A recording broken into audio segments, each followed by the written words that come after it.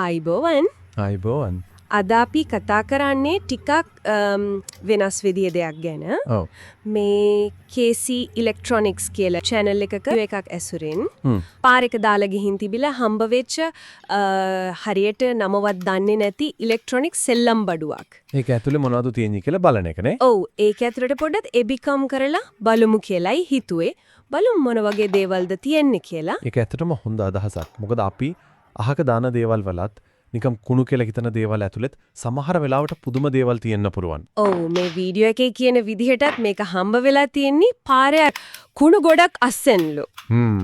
ඉතින් කවුරු හරි පාවිච්චි කරලා අයින් කරපු එකක් වෙන්න ඇති. බොහෝ විට දරුවෙක්ග වෙන්න ඇති. වෙන්න පුළුවන්. හැබැයි මොකද්ද ජාතිය නම මුකුත් දන්නේ නැහැ. ඊට පස්සේ ඉතින් ඒක ගලවන්න පටන් ගන්නවා. හරි. යට පැත්තේ පොඩි යණයක් තියෙනවා. ඒක තමයි මුලින්ම ගලවන්නේ.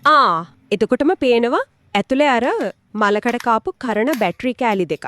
පරණ බැටරිත් එක්කමයි තිබිලා තියෙන්නේ. ඔව් ඊට පස්සේ තමයි අනිත් තැන ඔක්කොම ගලවලා සම්පූර්ණයෙන්ම ඇතුළ බලන්නේ. හරි.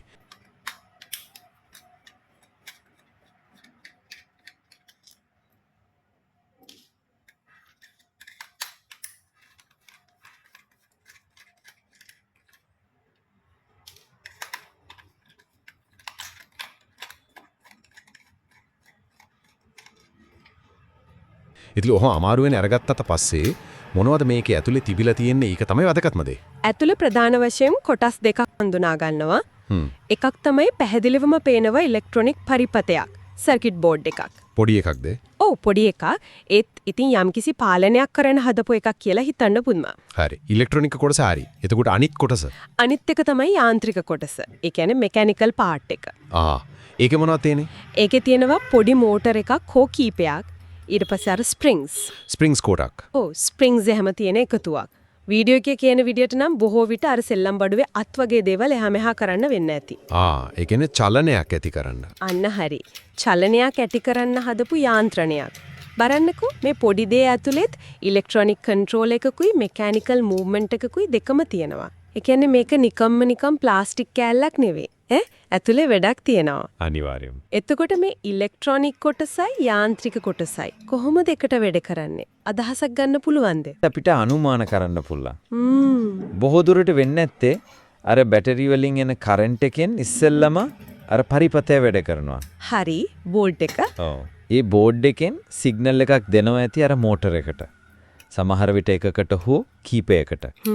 ඒ සිග්නල් එක අනුව මෝටර එක කරකැවෙනවා. මෝටර එක කැරකෙනකොට ඒකට සම්බන්ධ කරලා තියෙන අර ස්ප්‍රින්ග්ස්, ලිවර්ස් වගේ දේවල් හරහා තමයි අර අත් වගේ දේවල් චලනය වෙන්නේ. ඒ කියන්නේ පරිපතයේ මොලේ වගේ අනිත් ටික අත්පා වගේ. ඔව් සරලව මෙහෙම හිතන්න පුරුම් පරිපතය තමයි තීරණය දෙන්නේ මෝටර සහ අනිත් යාන්ත්‍රික කැලි තමයි ඒක ක්‍රියාත්මක කරන්නේ. පුදුමයි නේද? පාරේ අයිනේ තිබ්බ සමහර වෙලාවට හරිම ලාභට හදපු එකක් වෙන්න ඇති. ඒක ඇතුළෙත් මේ වගේ සිස්ටම් එකක් තියෙන එක. ඒක තමයි. ඉතින් මේ පොඩි ගවේෂණයෙන් අපිට ගන්න තියෙන ප්‍රධානම දේ මොකක්ද? මම හිතන්නේ වැදගත්ම දේ තමයි උඩින් පේන දේ නෙවෙයි ඇත්ත කියන එක. නේද? අපි නිකම්ම හක දානවා කියලා හිතන සරලයි කියන දෙයක උනත් ඇතුලේ යම්කිසි තාක්ෂණයක් තියෙනවා ඉලෙක්ට්‍රොනික යාන්ත්‍රික දේවල් එකට වැඩ කරන විදිහක්. ඒ කියන්නේ ඩිසයින් එකක් තියෙනවා. ඒක ඇත්ත අපි එදිනදා ඕව ගැන හිතන්නේවත් නැහනේ. කැඩුනම විසි කරනවා. ඔව් එතනින් එහාට තව දෙයක් තියෙනවා හිතන්න. මේ එක සෙල්ලම් බඩුවක් විතරයි. අපි දවස ගානේ කොච්චර ඉලෙක්ට්‍රොනික බඩු ඒ කියන්නේ e-waste අයින් කරනවද? පරණ ෆෝන්, රිමෝට්, කම්පියුටර් කෑලි.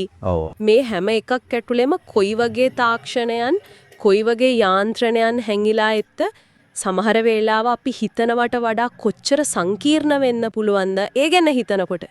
ඔව්. ඉතින් මේ ඉවතලන දේවල් කියන්නේ නිකම්ම කුණු ගොඩක් නෙවෙයි. ඒවෙත් වටිනාකම.